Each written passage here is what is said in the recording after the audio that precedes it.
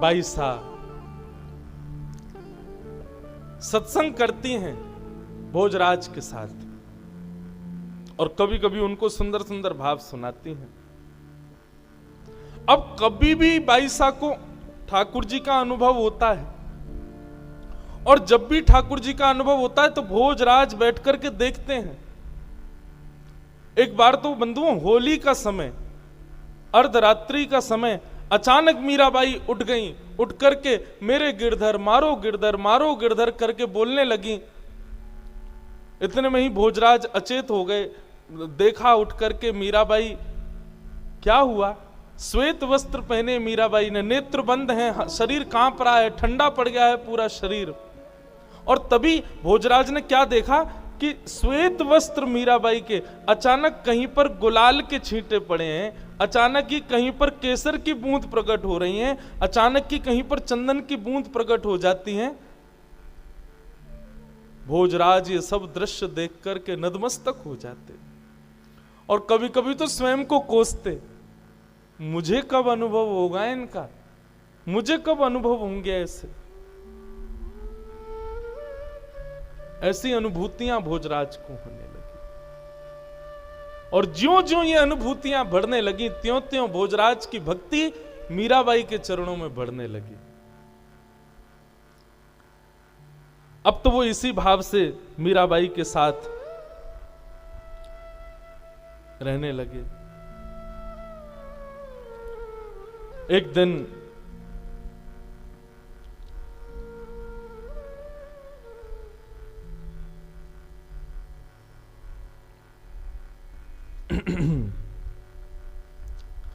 मीराबाई मेवाड़ में गणगौर पूजने का समय आया और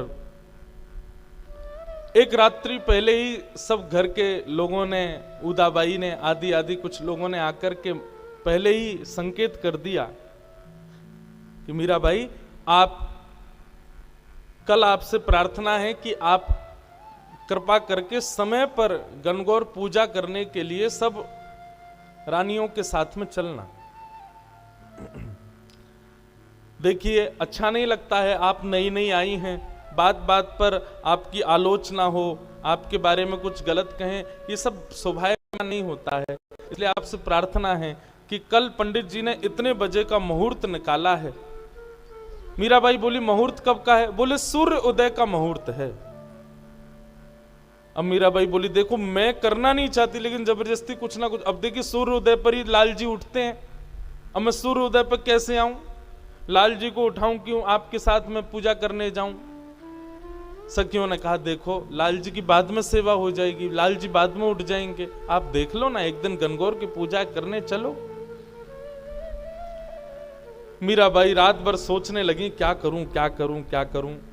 ब्रह्म मुहूर्त का समय हुआ, मीराबाई उठ गई, नहा धो करके ठाकुर जी के लिए जल उष्ण किया, चूल्हे पर गर्म करके जल, जैसे ही बोले आज ठाकुर जी की जल्दी सेवा कर देती हूं।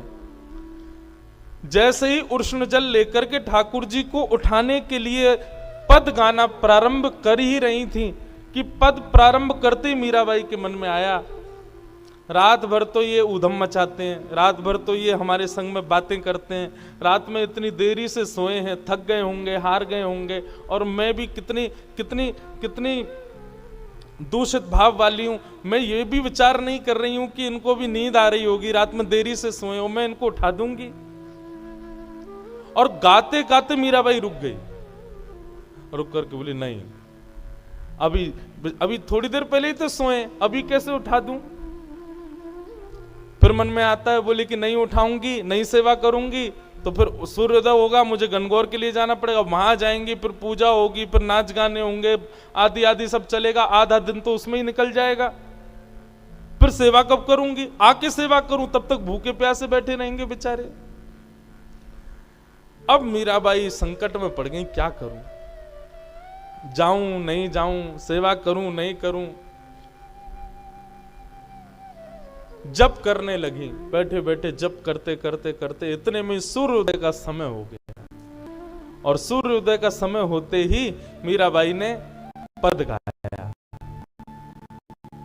ठाकुर जी को उठाने का पद आया, ठाकुर जी को उठाया। आहा,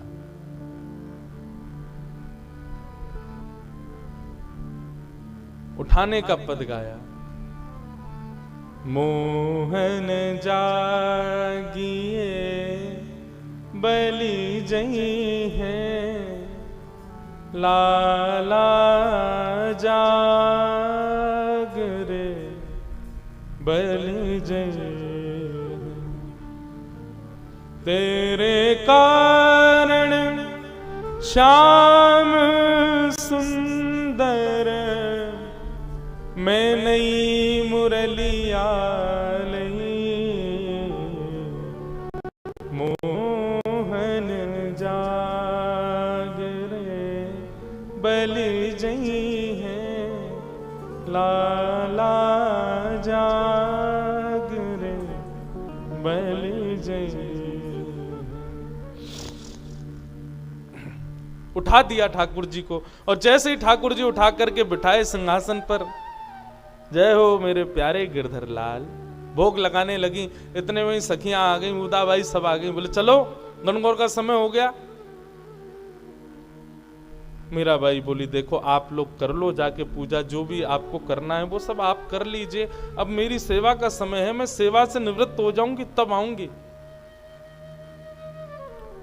सब बोलने लगे, बोले आपकी भी अलग ही हट है, अरे आज तुम्हारे ये गोपाल जी थोड़ी देर बैठे नहीं रह सकते। मीराबाई सबको यही समझाती है, बोले ये कोई साधारण सामान्य इनको धातु क्यों बोलते हो आप लोग, ये उनके उठने का समय, स्नान का समय, भोग का समय, मैं वही तो करूंगी। और आपको ज्यादा ही गणगौर पूजने की वो भाव है, आप लोग जाइए जाकर के पूज लीजिए, मैं सेवा से निवृत्त होकर मैं पूज लूंगी, पूजने को मना नहीं है, पर अभी तो मैं सेवा करूं। बोली असमय में पूजने से अपशगुन होता है। मीराबाई बोली आप लोग समय पे पूज लीजिए, आपका सगुन हो जाएगा, अपशगुन मेरा होगा, मैं सह लूंगी। उदाबाई ने कहा अपशगुन पे पूजने जाओगी, तुम्हारा अपशगुन नहीं होगा, तुम्हारे बींद यानी कि हमारे भैया का अपशगुन होगा, उनके जीवन पर अकाल पड़ेगा, उनके जीवन के साथ खिलवाड़ होगा। गलत समय पर पूजा करने से पति के जीवन का ह्रास होता है। मीराबाई बोली लो कर लो बात, यहां पर भी मेरी बात ही सिद्ध होगी। क्यों? क्योंकि मेरे पति तो अजर अमर हैं, उन पर काल का प्रभाव नहीं होता, काल उनके वश में रहता है, काल का प्रभाव उनके ऊपर नहीं होता। मैं चाहे कभी भी पूजा करूं, मेरे पति परमेश्वर तो सदा अजर अमर रहेंगे। ऐसे वर को वरे जो जन्म और मर जाए, बलहारी गिरधर की जासो चुड़लो अमर है जाए। है? मेरे पति तो ऐसे हैं जिनसे मेरे कभी मांग का सिंदूर, गले का मंगलसूत्र, हाथ की चूड़ियां कभी नहीं टूटेंगी। मेरे पति तो ऐसे हैं, तो मुझे असमय में पूजा करने से कोई दिक्कत नहीं। उदाबाई खींच गई, बोले अच्छा तो फिर क्यों ब्याह किया ये हमारे भैया से, क्यों ब्याह किया? जब उनको पति नहीं मानती हो तो यही तुम्हारे पति हैं, क्यों ब्याह करके आई हो उनके साथ? हमने देखा भी है, तुम उनके समीप भी नहीं बैठती हो, उनसे बातें भी नहीं करती हो, आदि आदि सब बातें उदाबाई कहने लगी। क्यों हमारे वंश में आ गई हो सबका सर्वनाश करने के लिए? मीराबाई बोली इतनी दिक्कत है मुझसे और मेरे सब भाव से, तो भैया राजवंश में परंपरा है, अनेक बहु पत्नियां धारण कर सकता है एक राजा। आप अपने भैया का सुंदर सुशीला गुणवान किसी राजकन्या से एक और ब्याह करा दो। उदाबाई बोली यही तो तुम्हारी चालाकी में समझना सुनना चाह रही थी। धन खर्च हो हमारा, रहो महल में हमारे यहां, अपने ठाकुर जी की सेवा में सामग्री प्रयोग करो हमारी, और जब गृहस्थाश्रम की बात आए तो भैया ब्याह कर लें किसी और से। ऐसी बातें शोभा नहीं देती। मीराबाई के इन सब हठप्रद भावों से पूरा परिवार दुखी रहने लगा, और परिवार भी दुखी नहीं था। भोजराज तो बड़े प्रसन्न थे, राजा महाराजा तो घर की कुछ जैसे ननद हो गई, सास हो गई, आदि आदि, ये सब बड़ी दुखी रहती थी, कुछ भी नहीं करती हैं ऐसा। मीराबाई का भाव केवल इतना था, वो जब ठाकुर जी की सेवा से निवृत्त होती थी तब सब करती थी, सास को भी प्रणाम, ननद को भी पूछना, सबको भोजन कराना आदि सब। लेकिन जब ठाकुर जी की सेवा का समय, उस समय ब्रह्मा भी आ जाए तो बीच में उठ करके नहीं जाती थी, और इसी बात से सब चिढ़ जाते थे। सब ने जाकर के एक दिन उदाबाई ने भोजराज से जाकर के शिकायत कर दी, बोले ऐसी बिंदड़ी आई है तुम्हारी, किसी की सुनती नहीं, मानती नहीं, अपने अपने भाव पूर्ण करती है केवल।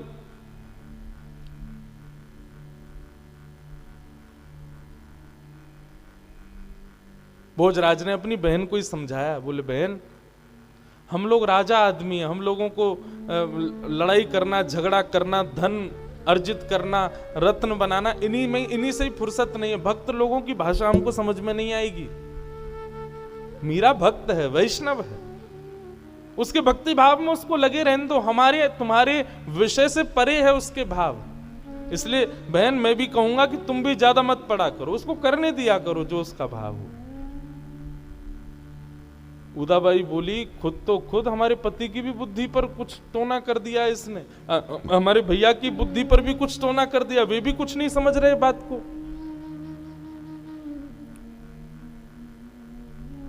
इस प्रकार बंधुओं चलता रहा, लेकिन एक बहुत सुंदर समय आया, और वो सुंदर समय ये था कि जब से मीराबाई मेवाड़ विराजने लगी, अपने ससुराल आ गई, तो वृंदावन से, अयोध्या से, जगह जगह से संत जन पहले जब पुष्कर जाते थे तो पहले मेड़ता जाते थे, और मेड़ता में राव दूधा जी के यहाँ पर रह करके थोड़ा कुछ दिन व्यतीत करते, और उसमें भी लोभ होता था मीराबाई के दर्शन का। मीराबाई का दर्शन करते और दर्शन करने के बाद फिर पुष्कर जाते थे। लेकिन अब मेड़ता में संतों की जमात आनी बंद हो गई, क्यों? मीराबाई तो है नहीं। लेकिन कुछ संतों को बड़ी व्याकुलता हुई मीराबाई के दर्शन की, तो वे सब मेवाड़ पहुंच गए। अब मेवाड़ में एक संत, दो संत, 10 संत आवे तब तक तो ठीक था, लेकिन अब तो जमात की जमात 100-100 संत मेवाड़ आने लगे। मेवाड़ के लोग तो भयभीत रहते थे कि कब आक्रमण हो जाए, क्योंकि एकमात्र ऐसा राज्य था भारत का जहां पर कोई भी पराजय नहीं कर पाया किसी को। तो राजाओं को लगता था संतों के रूप में कहीं ये रूप बदल करके मुगल तो नहीं आते हैं। इसलिए जितने भी संत मेवाड़ आते थे उनके साथ में अनुचित व्यवहार किया जाता था, ताकि ये दोबारा ना आवे। और मेवाड़ में एक आध मंदिर था थोड़ी दूरी पर, वहीं उनको वहीं तक सीमित रखा जाता था, कहीं से भी वो राजभवन के पास ना पहुंचे, ऐसी व्यवस्था देखी जाती थी। अब राजभवन में मीराबाई, उनके दर्शन के लिए तो आते ही थे सब। तो मीराबाई को जब ये बात खबर पता चली कि संत जन आते हैं, तो मीराबाई राजभवन की एक अटारी पर कभी कभी जाकर के खड़ी हो जाती और वहीं से ही संतों के ऊपर पुष्प वर्षा करती, वहीं से ही उनकी आरती करती, वहीं से ही दंडवत प्रणाम करती, संतों का सम्मान कर देती और संतों को मीराबाई का दर्शन हो जाता।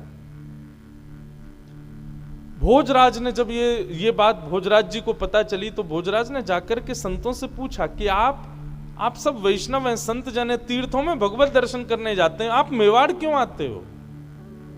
और मैंने जैसा देखा कि हमारे यहाँ की प्रजा आपका ज्यादा सम्मान नहीं करती, आपका अपमान कर देती है, फिर भी आप मेवाड़ आते हो। संतों ने बहुत सुंदर बात कही, बोले कि राजा भोज, हम वैष्णव संत जन पहले मेड़ता जाया करते थे, वहां तो मीराबाई का सहज दर्शन होता था। तो मीराबाई के दर्शन से प्रभाव ये होता था कि हमारे चित्त में भजन की और ऊर्जा प्रकट होती थी, भगवत स्मरण करने के और ज्यादा भाव प्रकट होते थे। लेकिन जब से मेड़ता से मीराबाई चली गई, हमारे हृदय में कभी कभी भावना होती है कि हम अपने भजन को और थोड़ा दीर्घ करें। मेड़ता जाते हैं तो वहां मीराबाई मिलती नहीं, इसलिए हम लोग मेवाड़ आते हैं ताकि यहाँ आकर के मीराबाई का दर्शन करें, और दर्शन करते हमारा भजन बढ़े। संतों का भजन बढ़ता था मीराबाई का दर्शन करके। भोजराज जी ने यह भाव जाकर के राजा कुंभा को बताई, भोजराज जी के पिताजी। और कुंभा जी ने जब ये बात सुनी तो भोजराज जी और कुंभा जी दोनों के भाव से मेवाड़ में एक मंदिर बनाया गया, राजभवन से थोड़ी दूरी पर। और मंदिर बना करके संतों के लिए विशेष उपस्थिति वहां हो, संतों की व्यवस्था हो, संतों का आगमन होता रहे, ऐसा भाव वहां पर व्यवस्थित किया। इस प्रकार सब चल ही रहा था कि तीज का दिन आया। और तीज के दिन सब लोग अपने अपनी व्यवस्थाओं अनुसार जैसा उत्सव मनाना चाहिए सब लोग कर रहे थे। मीराबाई अपने ठाकुर जी की सेवा कर रही थी और सेवा करते करते करते करते ठाकुर जी प्रत्यक्ष प्रकट हो गए मीराबाई के सामने। जैसे ही प्रत्यक्ष प्रकट हुए, अब तो आते ही थे ठाकुर जी, कभी कभी अनुभव किया कराया करते थे, परंतु विवाह के पश्चात आज ठाकुर जी का आगमन जब हुआ, मीराबाई तो व्याकुल हो गई, नाचने लगी, गाने लगी, सखियों से कहने लगी मंगल वाद्य बजाओ, आनंद करो सब लोग। सब जगह आनंद की लहर मीराबाई के पूरे भवन में होने लगी।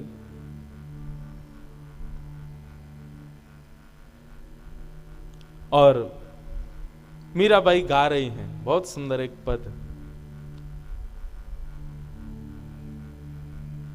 आज मेवाड़ में पहली बार ठाकुर जी प्रकट हुए हैं, मेड़ता में तो हो चुके थे।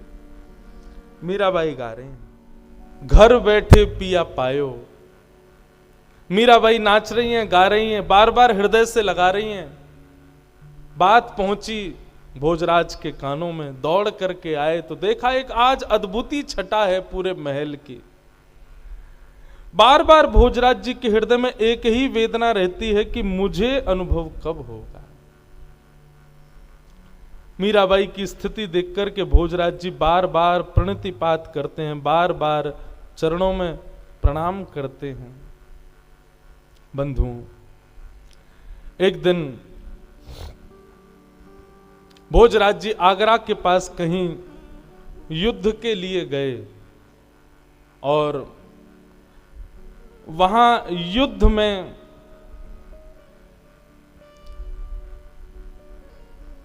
बहुत गहरी चोट लगने की वजह से भोजराज जी जख्मी हो गए। जब उनको लाया गया वापस मेवाड़, वैद्यों ने चिकित्सा की, खूब औषधियां प्रदान की, लेकिन वैद्य जान गए थे कि विषैला बाण लगा है, जिसकी वजह से अब भोजराज जी शायद बहुत लंबे समय तक जीवित नहीं रह पाएंगे। भोजराज जी को चोट लगी, लेकिन ताने सब कसने लगे मीराबाई पे। बोले इसी की वजह से ही हुआ है, देवी पूजा करने से इनकार कर दिया, गणगौर पूजा करने से इनकार कर दिया, ये कर दिया, वो कर दिया, आदि आदि सब बातें कहने लगे। परंतु भोजराज जी जानते हैं कि मीराबाई का ऐसा कोई भाव नहीं है। आज भोजराज जी अपने पूरे तन पर औषधियों का लेप लगाए शयन कक्ष में पौड़े हैं। मीराबाई आकर के समीप बैठी हैं। बंधु, आज तक भोजराज जी ने स्पर्श तक नहीं किया मीराबाई का। मीराबाई आकर के समीप बैठी, घावों को देखने लगी। भोजराज जी बोले आप इस समय अपने लाल जी की सेवा में ही रहें। अच्छा, मीराबाई सेवा फिर भी समय से ही कर रही थी। भोजराज जी यहाँ पर पीड़ित पड़े, उससे भी कोई ऐसा नहीं कि वो सेवा में गई हूं, अब भी अपनी सेवा में ही लगी हुई हैं। परंतु आज समय जान करके भोजराज जी के पास आई और आकर के उनके घावों को देखने लगी। बोले मेरे गिरधर लाल सब मंगल करेंगे, आप चिंता मत करना। बंधुओं, भोजराज जी को देखते देखते नेत्रों में आंसू आने लगे। मीराबाई बोली आप रुदन क्यों कर रही हो? तो भोजराज जी बोले मैं बस आपसे एक प्रार्थना करना चाहता हूं। बोले बताइए। अब मेरे जीवन के ज्यादा दिन शेष नहीं बचे हैं, आपका और मेरा संग भी अब कुछ ही दिनों का कह लूं या कुछ क्षणों का, कभी भी मेरे प्राण निकल सकते हैं। मीराबाई बोली ऐसा मत कहिए, आप मेरे सखा हैं। बोले सखत्व तो पहले ही खत्म हो चुका, आप मेरी गुरु हूं, मैं आपका शिष्य हूं, परंतु मैं अपने शिष्यत्व का निर्वहन नहीं कर पाया, अपने जीवन में गुरु की आज्ञा की कोई भी भाव का मैं पालन नहीं कर पाया हूं। पर मैं आपसे एक बात कहना चाहता हूं, मेरे जीवन के कुछ समय शेष रह गए, मुझ पर कृपा कीजिए। मीराबाई बोली आज्ञा करें, आप क्या चाहते हैं। भोजराज जी के नेत्रों से आंसू गिरने लगे और कहने लगे मुझे गिरधर का साक्षात दर्शन कब होगा, मुझे उनका साक्षात दर्शन कब होगा। अगर मुझे दर्शन नहीं हुआ और मैंने प्राण त्याग दिए तो मुझे लगेगा कि मैंने आपसे विवाह क्यों किया, क्यों लेके आया आपको मेड़ता से मेवाड़। मेरा आपका विवाह इस शर्त पर हुआ था कि सबके मुंह बंद हो जाएंगे, सब जो आपके पीछे पड़े हैं, और आपके पक्ष में तो ऐसा हो जाएगा कि सब कहना बंद कर देंगे, और मेरे पक्ष में ऐसा होगा कि मेवाड़ में भक्ति प्रकट होगी, मेवाड़ में संतों का आगमन होगा। भक्ति प्रकट हो गई, संतों का आगमन भी हो गया, लेकिन मुझे भगवत दर्शन नहीं हुआ। मीराबाई आप बुरा नहीं मानिएगा, पर जब रात में आपकी स्थिति देखता हूं ना, मैं मुझे कभी कभी ईर्ष्या होती है आपसे कि कृपा मुझ पर क्यों नहीं होती। होली के दिन जब आपके श्वेत वस्त्रों को मैंने रंग में अपने आप प्रकट होते हुए देखा, मुझे लगा मेरे ऊपर यह कृपा कब होगी, मैं तो इसके सदा अयोग्य हूं। बंधुओं, इस प्रसंग को जब मैं पढ़ रहा था तो मेरे मन में भाव आया कि एक योद्धा बोल रहा है ये बातें, और योद्धा भी कैसी स्थिति में, जख्मी स्थिति में है। उसके अपने जख्म का कोई पीड़ा नहीं है, उसको कहीं से हार के आया हूं ऐसा भाव नहीं है, उसको तब भी यही चिंता है कि मुझे भगवत दर्शन नहीं हुआ। यही है भक्त के संग का प्रभाव, उसकी एक ही चिंता है कि मुझे ठाकुर जी क्यों नहीं मिले। और मीराबाई के सामने हाथ जोड़ करके भोजराज रोने लगे। मैं आपसे प्रार्थना करता हूं, अपने लाल जी को बोलो ना, मुझे एक बार मृत्यु से पहले मुझे दर्शन कराए। और बंधुओं, भोजराज मीराबाई को देख रहे थे। मीराबाई शांत भाव में, कोई प्रसन्नता नहीं है चेहरे पर, भोजराज को अपलक नेत्रों से देख रही हैं, और देखते ही देखते मीराबाई के मुखमंडल पर एक अद्भुत प्रसन्नता हुई। और अद्भुत प्रसन्नता प्रकट होते ही मीराबाई के रूप मानो अनंत चंद्रमा मुख पर प्रकट हो गया हो, और प्रकट होते ही क्या देखा कि मीराबाई नहीं है, त्रिभंग ललित श्याम सुंदर सामने खड़े हुए। मीराबाई के स्थान पर स्वयं ठाकुर जी बैठे हुए। भोजराज के सिर पर हाथ फेरते हुए कहा, राजा भोज क्यों परेशान होता है, तू मीरा के साथ थोड़ी रहता है, तू मीरा के पास थोड़ी बैठता है, तू मीरा को प्रणाम थोड़ी करता है, तू मीरा को थोड़ी देखता है, तू मीरा के रूप में मेरा ही दर्शन करता है। मैं मेवाड़ आया ही मीरा के रूप में तुझ पर कृपा करने के लिए था। और ये दर्शन करके भोजराज का हाथ कंपित होने लगा। क्या समझ में आया बंधुओं? 4 प्रकार की मुक्ति होती है, उसमें एक सायुज्य मुक्ति, सामिप्य मुक्ति, साक्त्य मुक्ति और एक एकाकार रूप मुक्ति। एक मुक्ति का रूप होता है जिसमें भक्त और भगवान विलग्न एक ही हो जाते हैं। मीराबाई उस स्थिति में आ चुकी थी, और आज राजा भोज ने उस रूप का दर्शन कर लिया।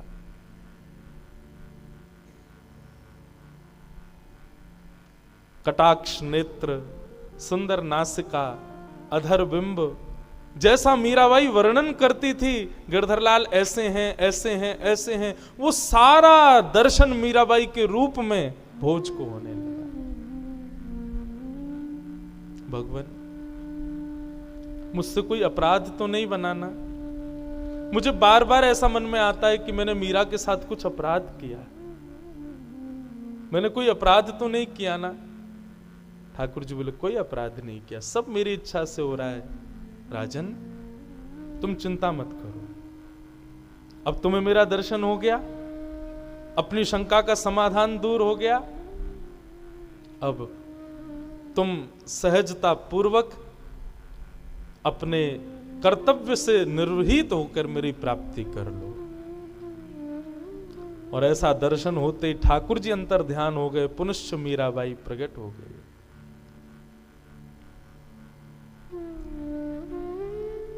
मीराबाई को नहीं पता था क्या हुआ। बोले आप रो क्यों रहे हैं? आप ऐसे प्रसन्न मुद्रा में क्यों हैं? क्या हुआ? कुछ हुआ क्या? भोज बोले नहीं नहीं कुछ नहीं हुआ देवी। रोंगटे खड़े हो रहे हैं, पीड़ा दूर हो गई है, अब तो दर्शन हो गया भगवत, अब तो प्रतीक्षा चल रही है।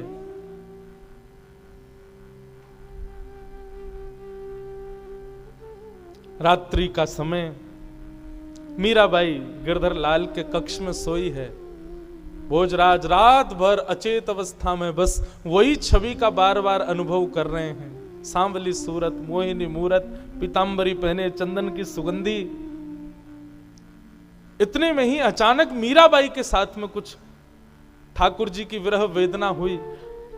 हाँ, प्रसंग में आता है कि एक दो दिन बाद भोजराज को जब दर्शन हुए, उसके एक दो दिन बाद अक्षय तृतीया का समय आया, मतलब जिस दिन मीराबाई का ब्याह हुआ था,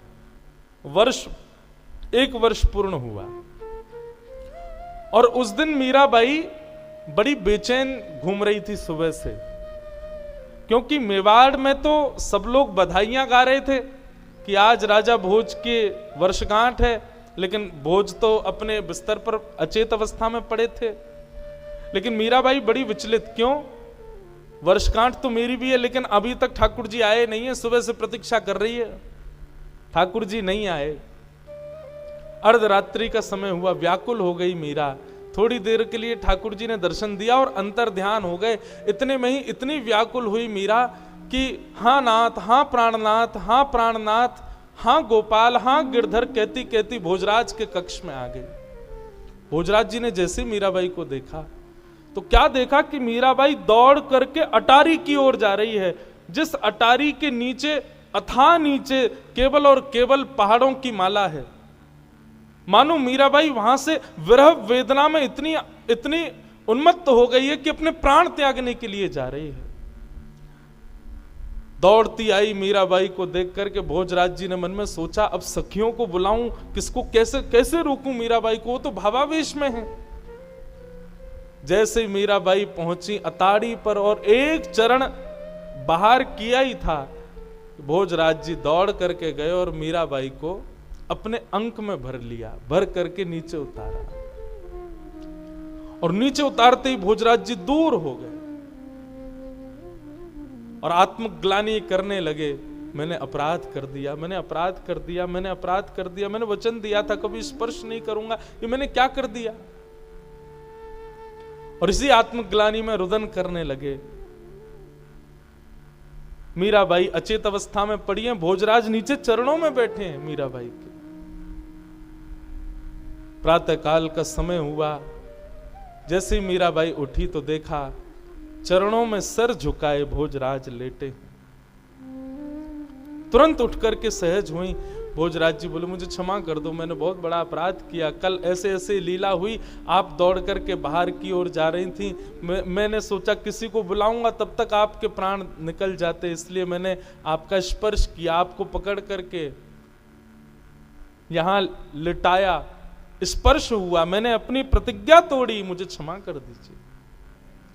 मीराबाई बोली, आपने मेरे प्राणों की रक्षा की, और प्राणों की रक्षा करने में यदि प्रतिज्ञा को सर्वोपरि माना जाए तो अपराध है, पर प्राणों की रक्षा के लिए अगर प्रतिज्ञा तोड़ दी जाए तो उसमें कोई अपराध नहीं। आप चिंतित मत हो। भोजराज जी जब से मीराबाई का स्पर्श उनको प्राप्त हुआ तब से उनको ठाकुर जी अब सहज दिखने लगे। मतलब मानो ये लीला हुई ही इसीलिए थी कि भोजराज का अंतिम समय समीप आए और उसके चित्त में मेरी स्मृति बने, उसके लिए मीरा का स्पर्श आवश्यक है। अब तो भोजराज जी नेत्र बंद करते हैं और उनको श्याम सुंदर ही दिखते हैं। आज पता नहीं क्यों मीराबाई ने 16 श्रृंगार किया और 16 श्रृंगार करके भोजराज जी के पास आकर के बैठी। भोजराज जी मीराबाई को देखने लगे, कभी तो मीरा दिखें, कभी श्याम सुंदर दिखें, मीरा दिखें, श्याम सुंदर दिखें। और दिखते देखते देखते भोजराज जी ने हाथ जोड़ लिए, मीरा गोपाल, मीरा गोपाल, मीरा गोपाल, मीरा गोपाल, मीरा गोपाल। मीरा गोपाल की धुन गाते गाते, कीर्तन करते करते भोजराज जी के प्राण निकल गए। पूरे मेवाड़ में मानो जैसे पहाड़ टूट पड़ा हो संकट का।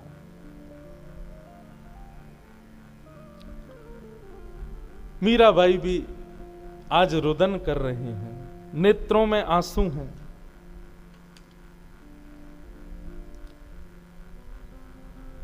क्यों? एक सत्संगी मित्र चला गया छोड़ करके। परिवार के जनों ने आकर के फिर मीराबाई को ही कोसा। 16 श्रृंगार करके बैठी है, पति के प्राण निकल गए, यहां तू सज धज करके बैठी है। चंदन की लकड़ियों पर चिता लगाई और राजा भोज को अंतिम क्रिया उनकी की गई। मीराबाई एक दिन तक तो शोक मनाती रही, परंतु अगले दिन स्नान करके मानो जैसे सूतक से निवृत्त होकर के लग गई ठाकुर जी की सेवा में पुनश्च। विचार करो बंधुओं, भक्ति की स्थिति, भक्ति की पराकाष्ठा किस स्तर की है मीराबाई की। हमारे साथ में एक अनुचित क्रिया हो तो हम अपने भाव और अपने नियम और अपनी जो रोज की हमारी दिनचर्या है उसमें कटौती करने लगते हैं, और संभव भी नहीं कि हम उस समय कर पाए निर्वहन उस भाव का।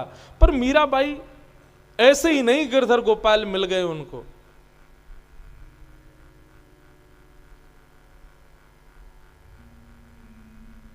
जिस स्थिति में वो हैं, जिस भाव में वो रहती हैं, वो साधारण नहीं है।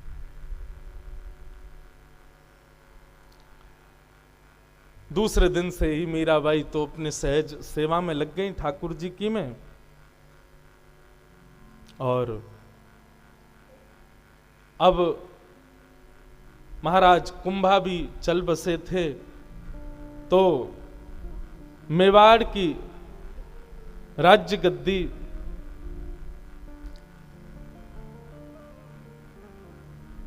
छोटे भाई को प्रदान कर दी गई और उदाबाई और विक्रमादित्य राजा अब मेवाड़ के राजा हैं।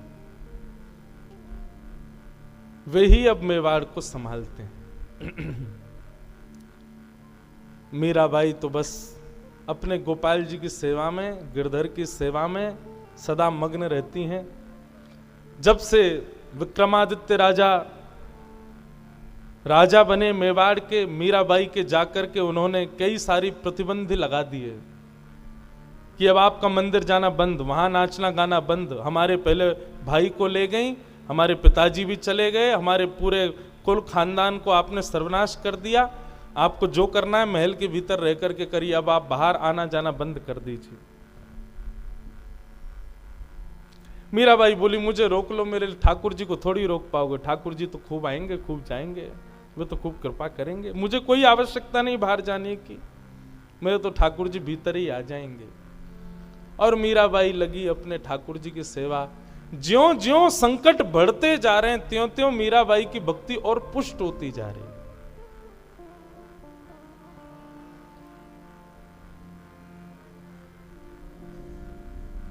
मीराबाई का एक प्रसिद्ध पद सब गाते हैं, मेरे तो गिरधर गोपाल। कोई आकर के कहता, हे मीराबाई, आपको कभी स्मृति नहीं होती भोजराज की? अच्छा, इस बीच में बंधुओं एक बात और हुई कि मीराबाई की जन्मदात्री मां के भी प्राण निकल गए। मीराबाई ने उस दिन भी केवल जन्मदात्री माँ को याद किया, खूब रोई, लाल जी से बोली मेरी मैया को सदगति देना, मेरे सुख के लिए बहुत विचार करती थी, मैं खुश रहूं, मैं प्रसन्न रहूं, ऐसा भाव करती थी।